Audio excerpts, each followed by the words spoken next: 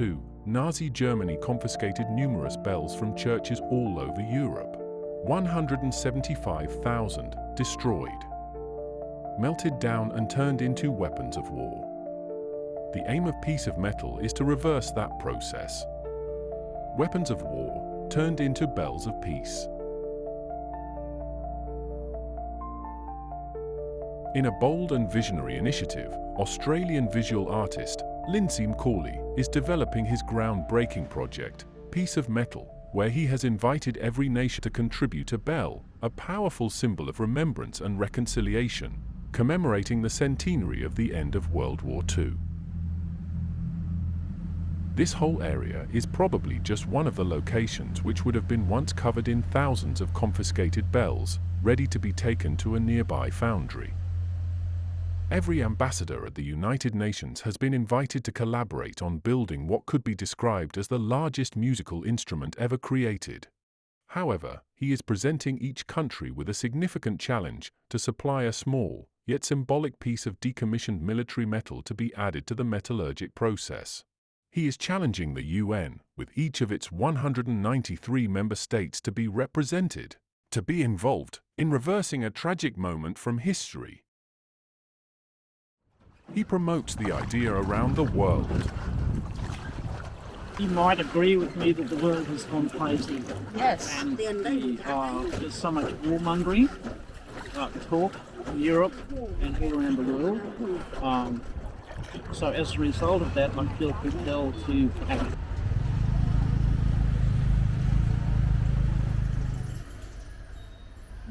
As he travels, he is steadily building a team of experts in the ancient art of bell making and acoustic engineering.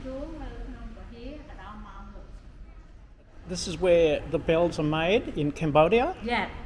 And your brother and your family make these bells. Yeah. Wow, they are beautiful. 6 months. 6 months? Yeah. 6 months. 6 months, 10 people. Okay, 6 months you can make 6 one. months, 10 people. This job he got from his parents, and it's from his parents before. Yeah. Wonderful, maybe 100 years. Yeah, phải dùng một loại xám không nữa đó. បាត់ជាដូចថាដល់តាមលីសូគេនិយាយថានៅក្នុងសម័យឧដុង្គសម័យលង្វែកអីចេះតចឹងមក It's long ago. Maybe 500 years. Yeah. Really? Yeah. Original Cambodian. Yeah. And so the sound of a bell is, what does it mean? Does it mean calling Buddha? The Yeah, sound? they're calling Buddha. Yeah. Okay, calling Buddha. Yeah. So this is a traditional European bell in bell metal, and with a traditional church shape, and it's this bell that forms all of the carillons around the world. In America, many of them, Australia's got in Canberra a carillon of these sorts of bells, and they're beautiful bells. But when you hear a harmonic bell, which is designed to have a single note, and then you hear a European bell, and you can hear the high note and the low note, so every European bell is polytonal, and that the future of music in bells is harmonic.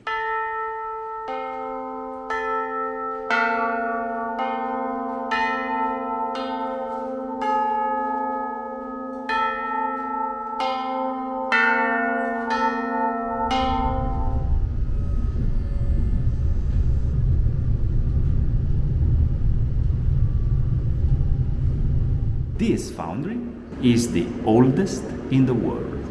The Marinelli foundry is the oldest foundry in the world. Wow. It lives at least from 1339 and is also the second oldest family business in the world. That's why the Perestroika bell is the name of this bell. Perestroika bell. So what does that say again, please? Libertà di idee nella strada comune dell'umanità. Freedom of ideas in the common way of humanity. The United Nations.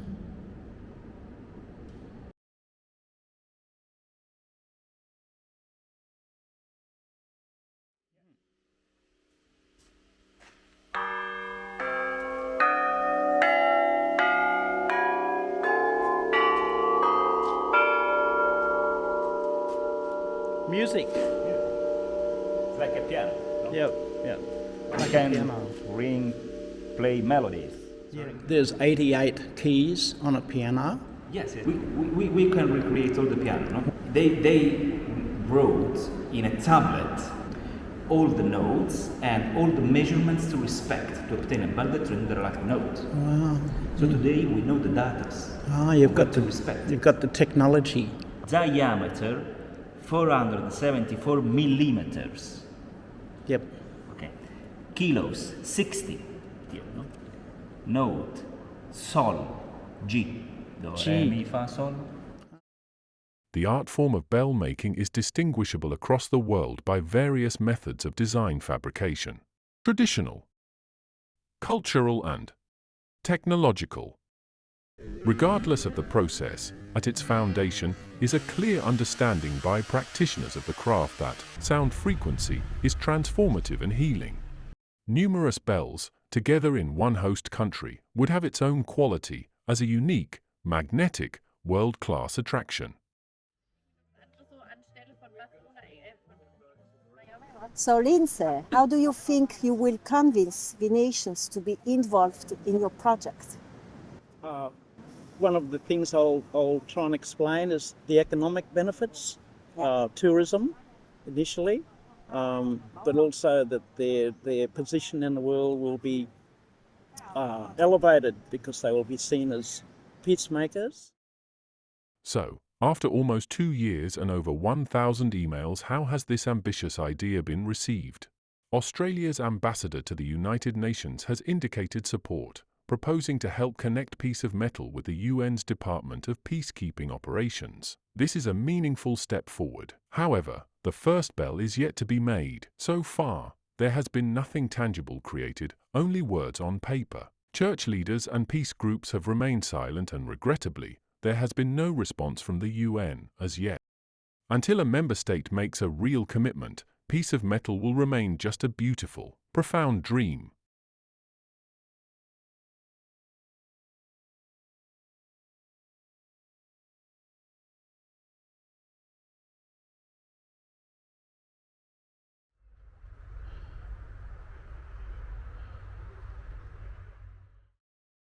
The permanent removal of thousands of bells would have had a devastating effect on communities all across Europe. 80 years later, we are now living in an increasingly polarized, chaotic world.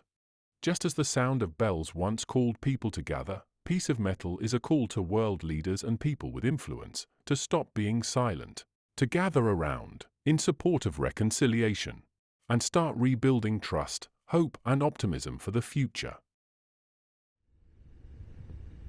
So that means the place itself or the country itself for the installation is not fixed yet. Not yet, no. Who is going to have the installation, luckily, in their country, because this is a huge prestige object? Yeah, I'm putting this whole idea forward to the United Nations and hopefully reach some kind of consensus to agree. It could be Cambodia, could be anywhere, Africa, could be Europe, could be Egypt. Germany, Egypt. There are a lot of places of remembrance in all different parts of the world. If all of these countries come together and recognize that we've all lost people and we've all suffered and we are wounded, in a sense, we can go to one place and heal individually, but mainly collectively. Exactly. So collective healing all over the world. To be heard above the internet noise and to get past the gatekeepers requires dramatic artistic creativity. What then is involved with proposing to build the world's largest musical instrument? His concept is to connect the notes on a piano to a series of harmonic bells designed with the same tonal value as each of the different piano keys. Every key can be represented by a country. The computer technology to achieve this exists already. 88 keys on a piano, therefore 88 opportunities for nations to collaborate. This is connecting bells, which go back thousands of years, to the contemporary age of technology. The past linked with the future. All countries are invited. At the same time, I was walking my children to primary school in Australia. This was a war-torn city, and just walking down the street meant putting your life at risk. But Bosnia isn't the only place to have known conflict. Across the world now, there is talk of war and rumours of war. I choose to give my energy toward reconciliation and to bring beauty into the world.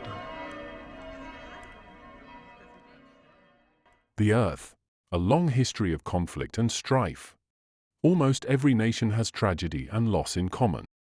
In recognition of this, Piece of Metal offers a way forward, a pathway to achieve collective reconciliation. But it will take bravery and determination to shift the world away from its current trajectory. Extraordinary courage is now required for politicians, governments, and individuals to commit, especially at a time dominated by escalating military spending and warmongering. Yet this is precisely the moment when courage matters most, to move beyond fear. The centenary of World War II will soon be upon us. Now is the time to rise to this inspiring challenge, to create something beautiful, symbolic, and historic, possibly the largest musical instrument ever conceived.